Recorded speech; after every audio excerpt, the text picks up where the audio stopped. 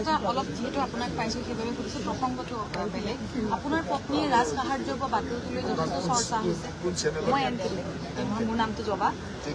মোৰ হেৰিটো আছে নে নাই, আমাৰ লাইভটো আছে, মোৰ লাইভটো লগাই দিয়ে, মই কথাখিনি ক'ম, কিন্তু আন কাৰ্ড দেখাব, আন কাৰ্ড দেখাবতো, মোৰ লাইভটো লগাই দিব, চলি আছে, মোৰ লাইভ চলি আছে, একদম আন কাৰ্ড দেখাব, হ'ব। কেৱল আন কাৰ্ড দেখাবৰ কাৰণে সাহস থাকিব লাগিব। আজি সাহসটো চাওক, বিজেপিৰ নেতা মন্ত্ৰীৰ প্ৰতিটো বাতৰিয়ে আন কাটেই যায়। মই এটা সাহসটো চাম আপোনালোকৰ আছে নে নাই।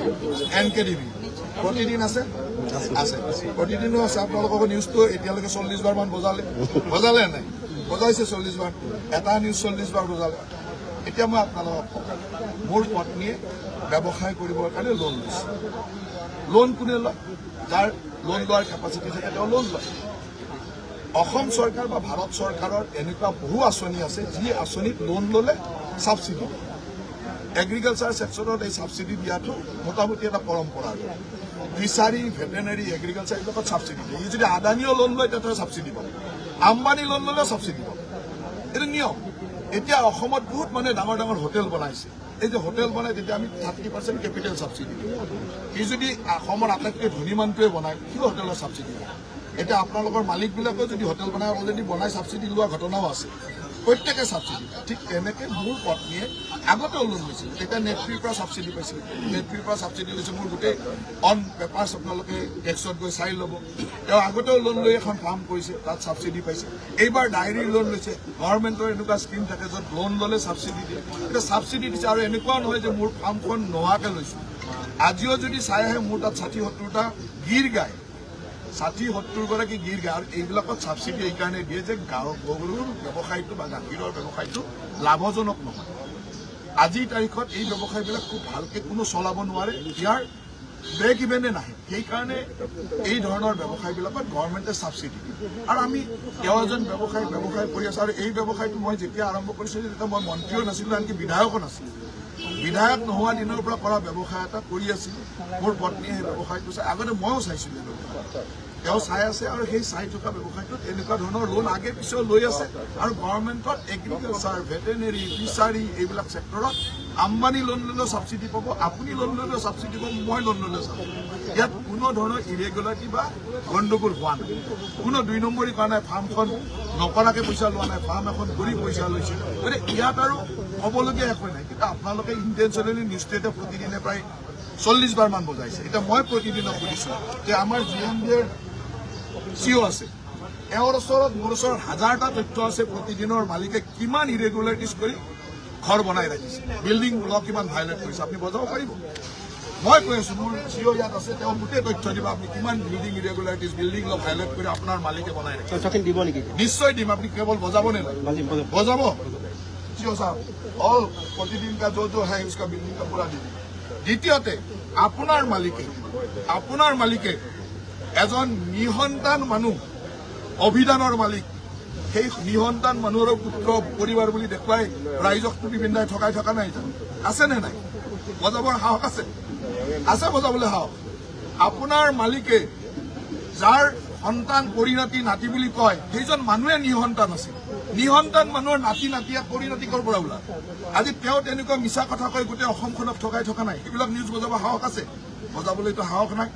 আপোনাৰ চেনেলৰ এজন সম্পাদক, আমিতো পত্নীক কিবা এটা কৰিলে মহিলা মানুহ সহায় কৰাৰ চেষ্টা কৰোঁ। আপোনাৰ চেনেলৰ এজন সম্পাদক পত্নীক মাৰপিট কৰে, কন্যাক মাৰপিট কৰে, ডমেষ্টিক ভাইলেন্স কৰে, নিউজ বজাবলৈ সাহস আছে? এইবিলাক কথা আমাৰ মুখ খুলি নল'ব। মুখ খুলি এইকাৰণে নল'ব, এইবিলাক আপোনালোকৰ NKTVৰ মালিকৰ পাৱাৰত কিমান গণ্ডগোল কৰি আহিছে, কিমান তথ্য আছে, কেছ হৈছে, এনকুৱাৰী হৈছে, সেইবিলাক নিউজ বজাব সাহস আছে? আপোনালোকে নিউজ বজাই সাধাৰণ মানুহে ধুনীয়াকৈ কাম কৰি, মোৰ ফাৰ্মত আজিৰ তাৰিখত 60-70 গৰাকী এমপ্লয়। গাখীৰৰ ব্যৱসায় কৰি মই পইচা কামাব নোৱাৰো। গাখীৰৰ ব্যৱসায় গাখীৰ মানে এটা দুগ্ধ বিপ্লৱৰ লগত আমি গাখীৰৰ ব্যৱসায়টো সেইকাৰণে কৰোঁ। আজিৰ তাৰিখত গভৰ্ণমেণ্টে গাখীৰ উৎপাদন কৰা প্ৰতিগৰাকী কোঅপাৰেটিভক 5 টকাকৈ আমি পাৰ লিটাৰৰ এগেইনষ্টত ছাবচিডি দিওঁ। কিয় দিওঁ? যে গাখীৰৰ ব্যৱসায়টো লাভজনক নহয়। সেইকাৰণে গভৰ্ণমেণ্টে এনেকুৱা বহু মানুহে যোনে আৰু ইয়াত ছাবচিডিটো এনেই নিদিয়ে, লোন ল'লে ছাবচিডি। আমাৰ পত্নীয়ে লোন লৈছে, এপেক্স বেংকৰ পৰা লোন লৈছে, তাৰ আগতে এপেক্সৰ পৰা লোন লওঁতে নেটফ্ৰীৰ ছাবচিডি পাইছে। এনেকৈ ছাবচিডি পায় কিন্তু আপোনালোকে এনেকৈ বজাই যেন আমি কিবা দোষ কৰিছোঁ ক্ৰাইম কৰিছোঁ কিন্তু আপোনাৰ মালিকে যে নিসন্তান মানুহৰ নাতিয়েক বুলি কৈ নিজৰ অথৰিটি দেখুৱাই আছে তাক লৈ গৌৰৱ কামাই তাক লৈ যে কয় যে এনেকুৱা মই ইমান ডাঙৰ কাম কৰিছোঁ ব্ৰেইলি ছিষ্টেমত অমুক কৰিছোঁ তমুক কৰিছোঁ সেইবিলাক আপোনালোকে বজাবলৈতো সাহস নাই শুনিবলৈ সাহস লাগে মই সেইকাৰণে আজি লাইভ কৰি লৈছোঁ মোৰ লাইফত মানুহে শুনক আৰু আপোনালোকে যিমান নিউজ বজাব প্ৰত্যেকজন মানুহৰ তেনেকুৱা তথ্য আমাৰ ওচৰত আছে NKTVৰ মালিকৰ হাজাৰটা তথ্য আমাৰ ওচৰত আছে হাজাৰটা তথ্য আছে কিন্তু আপোনালোকে আমাক টাৰ্গেট কৰি এটা নিউজ এনেকুৱা ধৰণৰ অৰ্ডিনেৰী জেনেৰেলি মানুহ এজনে ছাবচিডি লৈছে আৰু তাত কোনো লোন লৈ ছাবচিডি লৈছে লোনৰ ছাবচিডিৰ এগেইনষ্টত আপোনালোকে এই 5 দিন ধৰি যিটো বজাইছে আৰু মই যলৈকে যাওঁ তাতে সেইটো কথা সুধিব বোলে গতিকে আপোনালোকৰ ইণ্টেনশ্যনটো মই জানো কেৱল সাহস থাকিব এইখিনি বজাবৰ কাৰণে বজাবনে নাই আপোনাৰ বিৰুদ্ধে আৰু এটা অভিযোগ আছে যে আপুনি বুন্দাজানটো পুতি পেলাই আপুনি এটা ৰাস্তা বনাই লৈছে মোৰ লগত ওলাওক বন্দাজানলৈকে যাওক তাৰ ওচৰৰ পাব্লিকক সোধক বন্দাজানৰ ওচৰত মোৰ যিটো ঘৰ সেইটো মোৰ দেউতাৰ ঘৰ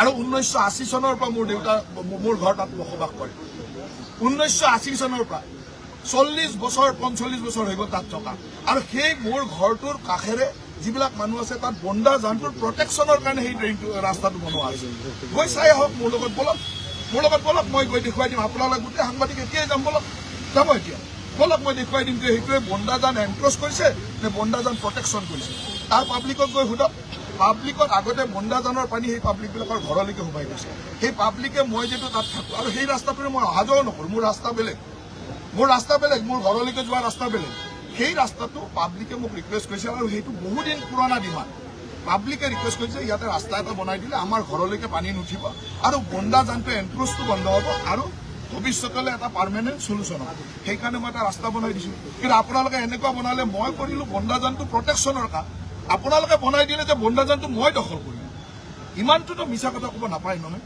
গৈ পেলাই চাই লওক মোৰ লগত বলক এতিয়াই যাম বলক সাহস আছে যদি বলক এতিয়াই যাওক মই দেখুৱাই দিম যে তাত মই বন্দাজানটো ক'ৰবাত দখল কৰিছোঁ নেকি GMDৰ মানুহ আছে GMDৰ কাগজ পত্ৰ লৈ লওক GMDৰ প্ৰপাৰ্টি সেইটো লৈ লওক মন্ত্ৰী হিচাপে মই চেলেঞ্জ কৰি কৈছোঁ আৰু আমাৰ ইমান সাহস আছে আমি মানুহক এনেকুৱা বেয়া কাম মানুহৰ কৰা নাই যি কৰিছোঁ ভাল কৰিছোঁ বন্দাজানৰ কথাটো আহিছে কাৰণ হৈছে বিৰোধী পাৰ্টিয়ে এতিয়া পলিটিকেলাইজ কৰি যেতিয়া আপোনালোকে কাম কৰিব পলিটিকেলাইজ নহয় মন্ত্ৰীগৰাকীৰ বিৰুদ্ধে যেতিয়া অভিযোগ উঠে তেতিয়া সেই কথাটো সোধাটো আমাৰ দায়িত্ব সাংবাদিক হিচাপে সেই কথাটো সোধাটোৰ দায়িত্ব সেই কথাটো আপোনাৰ মালিকক সুধিব পাৰিব নে নাই আপোনাৰ মালিকক সুধিব পাৰিব এতিয়া এই নিউজটো বজোৱাৰ পিছত আপোনাৰ মালিকে ৰাতি মদ খাই তাত আপোনালোকৰ মানুহক অসভ্য ব্যৱহাৰ কৰিব সেইটো ভিডিঅ' ডাইৰেক্ট বজাই দিব পাৰিব মোৰ তাত তেনেকুৱা ভিডিঅ' আছে আপোনালোকৰ মালিকসকলে মদ খাই কৰা অভদ্ৰামী মোৰ তাত আছে বজাব পাৰিব সাহস আছে আছে নাই কওক মোক সাহস আছে সেইটো কথা প্ৰশ্ন সুধিছে আপোনাৰ মালিকে কৰা বেয়া কামটো কেলে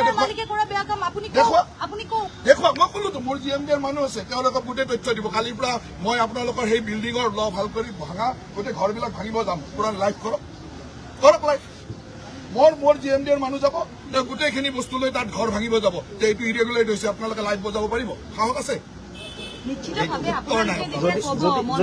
এই কথাবিলাক আমাক নক'ব কাৰণ আমি কোনো অসৎ কাম কৰা যদি সেইটো কামটো হৈছে চৰকাৰৰ কাৰণ আপোনালোকে লগে লগে ক'ব যে ৰাজনৈতিক শত্ৰুতাৰে তেওঁৰ ঘৰ ভাঙিব গ'ল ৰাজনৈতিক শত্ৰুতা সংবাদ মাধ্যমৰ ওপৰত আক্ৰমণ সংবাদ মাধ্যমৰ মানুহৰ ওপৰত এনেকুৱা কৰিছে আপোনালোকে 10টা কথা ক'ব আপোনালোকে বেলেগৰ ডমেষ্টিক ভাইলেঞ্চ দেখুৱাই থাকে আপোনালোকৰ সম্পাদকৰ ডমেষ্টিক ভাইলেঞ্চ কিয় নেদেখুৱায় আপোনালোকৰ সকলোৱে জানে তেওঁ পত্নীক মাৰপিট কৰে তেওঁৰ কন্যাৰ ওপৰত মাৰপিট কৰে তেওঁৰ ডমেষ্টিক ভাইলেঞ্চ আপোনালোকে কিয় নেদেখুৱায় কিমানটো সাহস আছে সেই সাহসটো ৰাখিব ময়ো মানে এইখিনি কথা এইকাৰণে কৈছোঁ যে কোৱাৰ প্ৰয়োজন আছিল আপোনালোকৰ আৰু মোৰ লগত বিশেষকৈ এই ধৰণৰ মই যিহেতু আজিলৈকে কোনো বেয়া কাম কৰা নাই কোনো অসৎ কাম কৰা নাই কোনো চৰকাৰক ফাঁকি দিয়া নাই সৎভাৱে যি কৰিছোঁ সেইটো কৰিছোঁ গতিকে আমাৰ সৎভাৱে কথা কোৱাৰ সাহস আছে আৰু এইখিনি কথা আপোনালোকে লাইভ আনকাট বজাই দিব তেতিয়া আপোনালোকৰ সাহস আছে প্ৰতিটো চেনেলক মই কৈছোঁ আনকাট বজাই দিয়ক মই আপোনালোকৰ সকলোৰে প্ৰতি এটা আহ্বান যে মই কোৱা কথাখিনি যদি কিবা অসত্যতা আছে সাহসেৰে বজাই দিয়ক মই পুৰা চেলেঞ্জ ল'ম যে অসত্যতা যদি আছে মই তাক প্ৰমাণ কৰিম অসত্যতা যদি আছে আপোনালোক সকলোকে মই হাত জোৰে অনুৰোধ কৰিছোঁ যে কেতিয়াবা সমগোত্ৰীয় মানুহৰ ওপৰত বজাবলৈ বেয়া লাগে নহয় একে মিডিয়া গতিকে সমগোত্ৰীয় মানুহৰ ওপৰত কোনো মৰম নাৰাখাকে একেবাৰে সুন্দৰভাৱে বজাই দিবলৈ মই হাত জোৰ কৰি অনুৰোধ কৰিছোঁ ভালকৈ বজাই দিয়ক আৰু অসমৰ ৰাইজে জানি যাওক যে মই কি কৰিছোঁ প্ৰতিদিনৰ মালিকে কি কৰিছে NKTVৰ মালিকে কি কৰিছে আৰু অন্যান্য কোনে কি কৰিছে তথ্য আমাৰ ওচৰত ৰেডি আছে আৰু মই with document with proper authority লৈ মই কৈছো যে এইকেইটা মই কোৱা কথাকেইটাৰ সত্যতা মই প্ৰমাণ কৰিম যদি আপোনালোকে বিচাৰে। Thank U.